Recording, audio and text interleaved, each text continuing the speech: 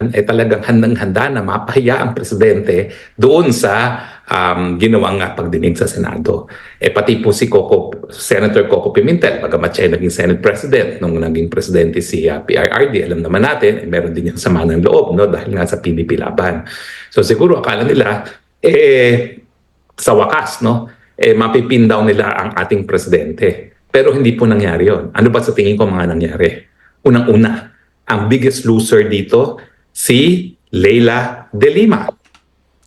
So yun nga mga kababayan, no, doon sa Senate hearing kasi inakala nila na mapipiga at masupalpal nila itong si dating President Duterte at manghihingi ng sorry at magmamakaawa sa mga senador, no, mga kababayan. Pero iba yung nangyari mga kababayan, no.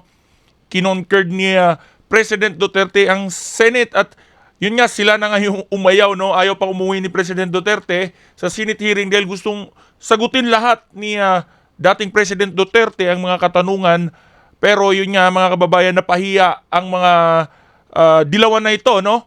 At supalpal ng harap-harapan sa Senate hearing. Bakit? Naku po, napakagaling po ng pagtatanong ni Senate Pro Tempore Jinggoy Estrada. Yan din po ang aking sentimiento laban kay Leila De Lima. Bakit ang ingay-ingay niya sa human rights? Dalawang pagkakataon ang binigay sa kanya para mawasto ang ating criminal justice system. Unang-una, yung siya ay chair ng Commission on Human Rights at yung Ito kasing hinihirit ni Senador Leila De Lima mga kababayan is noon pa, no, nung mayor pa lang itong si dating President Roa Duterte. Pero yun nga sa tanong ni Senador Jinggoy Estrada, sunog na sunog itong si De Lima mga kababayan. Dahil may pagkakataon na sanang sampahan ng kaso itong si President Duterte kung totoo man itong mga binibintang nila kay Tatay Digong, bakit hindi nila masampahan ng kaso noon pa? Pangalawa, ay yung siya naging Department of Justice Secretary. Tandaan niyo po, ang Leila De Lima, napakatagal ng panunungkulan. Yan po ay panahon pa ni PGMA at panahon ni Noynoy Aquino. So doon sa napakahabang panahon na binigay sa kanya ng Panginoon, pwede niyang naayos ang ating criminal justice system. Pero tama po si Senate Pro Tempore Jinggoy Estrada, ngawa lang siya ng ngawa tungkol dun sa Davao Death Squad, pero doon sa halos 12 taon na siya nanungkulan, wala naman nangyari sa kahit anong pagnangawa niya laban kay Mayor Rodrigo Roa Duterte, no? So talagang I agree with Senate Pro Tempore Jinggoy Estrada na talagang yung kabiguan ni Leila De Lima na makasuhan si Rodrigo Roa Duterte nung panahon na siya ay mayor pa at bago pa naging presidente is sheer incompetence. Saludo ako kay Jinggoy Estrada. Tama mga kababayan, incompetence yung nangyari kay Senador Leila De Lima mga kababayan, no? Kasi ngayon ngawa siya ng ngawa, no, na may DDS nga at mga patayan sa Davao noong siya ay Commission on Human Rights pa, no, yung tapos naging senador, naging presidente na lang itong si President Duterte, wala pa ring nangyayari. So puro na lang siya bintang at bintang. So wala namang kaso na naisasampa. Di po abogado yan, pero sentido común. Commission on Human Rights ka, chairman, tapos ikaw ay Secretary of Department of Justice, hindi mo nagawa na kasuhan yung mga nasa likod ng Davao Death Squad na sinasabi mo. Well, ang pangalawang loser syempre, si Ontiveros. Okay. Bakit siya naging loser? Ontiveros, palpal din ng todo. Pahiya. Well, unang-una, naging malinaw sa mata ng lahat na merong portable utak si Risa Ontiveros. Bakit? Wala naman siya sinasabi na hindi niya binabasa eh. Meron siyang staff yung nasa likuran niya, nag-aral po yan sa UP College of Law, at lahat ng tanong niya, lahat ng mga sasabihin niya, ibinibigay sa kanya. Sige nga, tanggalin natin yung naging estudyante namin sa UP College of Law na abogada. Tignan natin kung may mangangawa pa yung Risa Ontiveros. Wala pong mangangawa yan. Pangalawa, bukod pa doon sa malinaw na wala naman siya sinasabi na hindi binabasa, hindi siya nagtagumpay na palabasin na kriminal ang Rodrigo Roa Duterte. On the contrary, habang dinidiin niya si Rodrigo Roa Duterte, abay naninindigan si Rodrigo Roa Duterte, wala akong pinagsisisihan. Abang dinidiin nila itong si President Duterte, no, na gusto nilang pigain talaga Pero si President Duterte ay napakaangas talaga mga babayan yung kayang karisma, no? At sinabing wala siyang pinagsisisihan sa kanyang mga achievements noong siya ay presidente. Uulitin ko muli yan kung ako'y mabibigyan uli ng pagkakataon. Bakit? Dahil obligasyon ng presidente na protektahan ang buhay ng mga inosenteng mga Yun. sibilyan at hindi ang mga kriminal. At paulit-ulit siya. Hindi siya nagpatrap. Mula pa naman noong eleksyon mga kababayan, noong 2016 election ay yan na ang kampanya ng ating presidente na pag siya ang pinili at nakaupo ay tutugisin niya talaga ang mga durugista mga kababayan at yun nga pinagbigyan landslide na boto dahil yan din ang hiling ng mga taong bayan, no, na tunay na pagbabago. So nagbago nga mga kababayan, no, ang noong nakaraang administrasyon, yung administrasyon ni dating President Duterte ay nagtakbuhan nga itong mga durugista mga kababayan at mga kriminal. Na yung tanong niya na ina-assume mo ba yung responsibility sa pagkamatay ni Kian? Abay, sinabi nga ni Presidente, may pagkakaiba doon sa pulisiya na all-out war laban sa droga. Pero alam ng mga pulis, dahil meron namang mga operations manual, na dapat yung kanilang gagawin sang-ayon sa batas. Paano Oo, naman yan. niya maitatrap ang isang naging piskal doon sa usaping legal? Eh, ang ginagawa niya, may portable utak nga siya. Kung wala yung nagbibigay sa kanya ng mga sasabihin, wala siyang masasabi.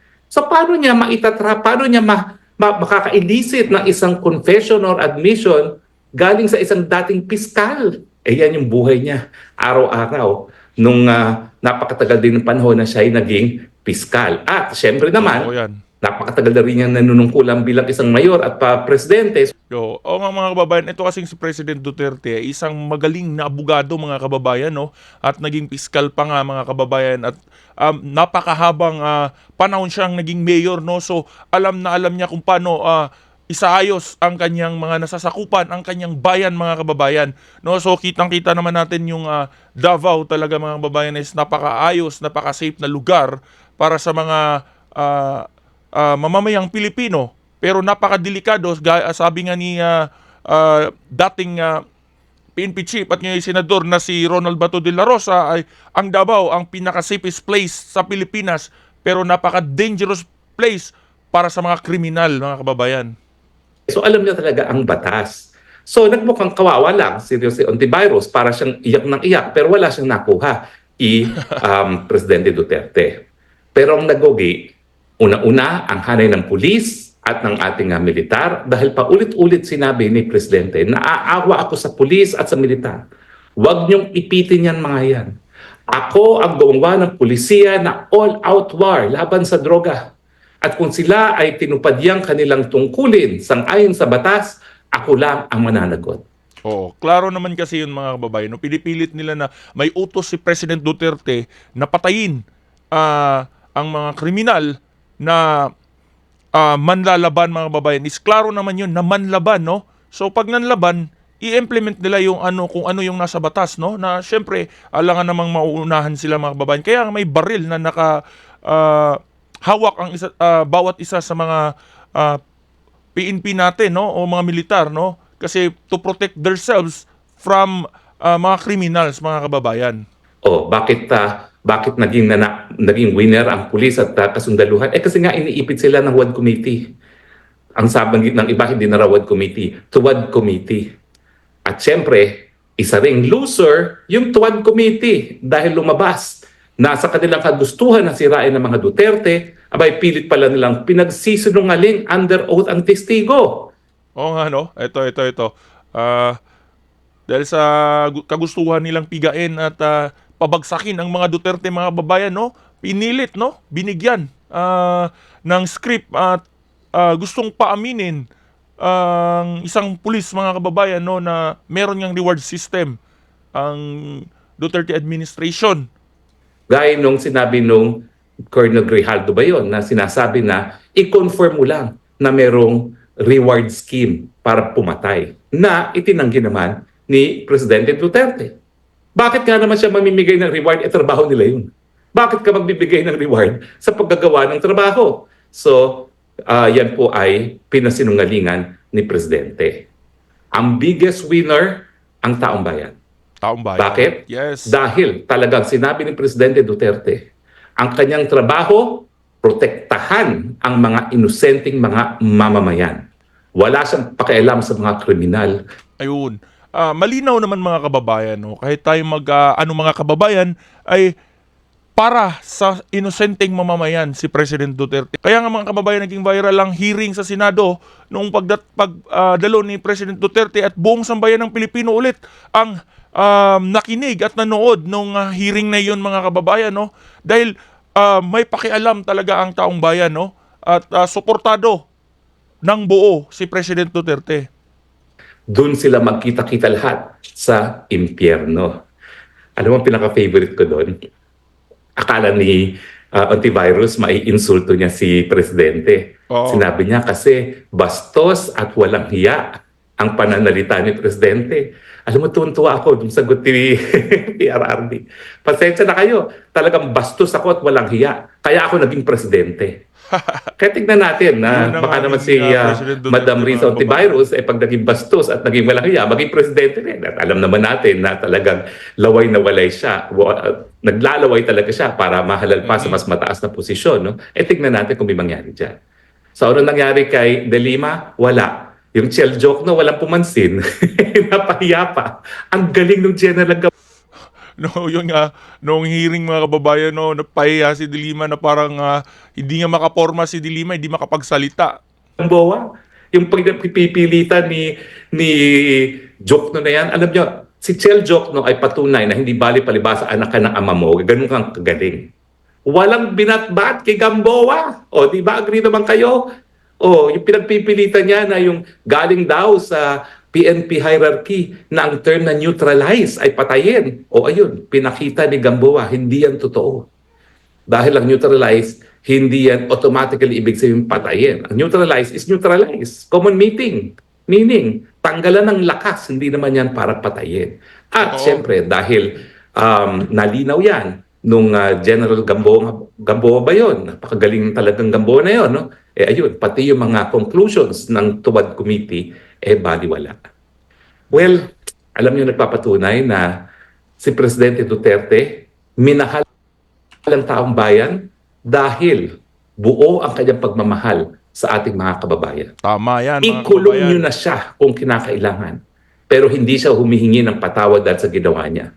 Ang ginawa niya, binigyan niya tayo ng mga tahimik na mga komunidad at talagang sinupil ang mga salot sa ating bayan. Kaya naman hanggang ngayon, pinakamamahal na pa rin na presidente si Totoo. Rodrigo Roa Duterte.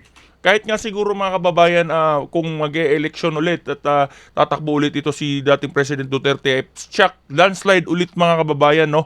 Tatambakan ulit kahit sinong kakalaban dito kay dating President Rodrigo Roa Duterte mga kababayan kasi minahal siya ng buong bayan, no? Mula pa nung eleksyon hanggang matapos ang kanyang termino at kahit ngayon mga kababayan ay napakarami pa rin sumusuporta dito kay Tatay Digong mga kababayan. At sabi nga nung isang reporter ng Bangsamoro mga kababayan ay isang utos lang ni Presidente ay agad-agad silang susunod.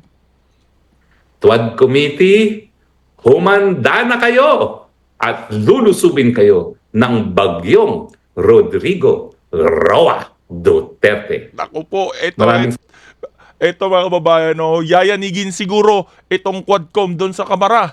No, pag itong si President Duterte ay mag-a-attend din, no, harap-harapan mga kababayan kasi matatapang ang mga congressman na ito dahil wala naman sa harap nila itong si dating President Duterte, pero pag siguro hindi nga po nakaporma itong mga senador, mga congressman pa kaya. salamat, Mayor. At dahil ako naman po ay nabigyan ng Panginoon na maglingkod sa inyong administrasyon, kinagagalak ko po na pinagsilbihan ko hindi lang po ang inyong administrasyon, kundi ang sambayan ng Pilipinas. Malaki po ang utang ng loob ng sambayanan sa inyo, Tatay Digong. Ayun mga kababayan, no. So, ayun masasabi nyo dito mga kababayan, no. Share mo yan, reaction mo sa comment section para ating mapag-usapan yan sa next video nating i-upload.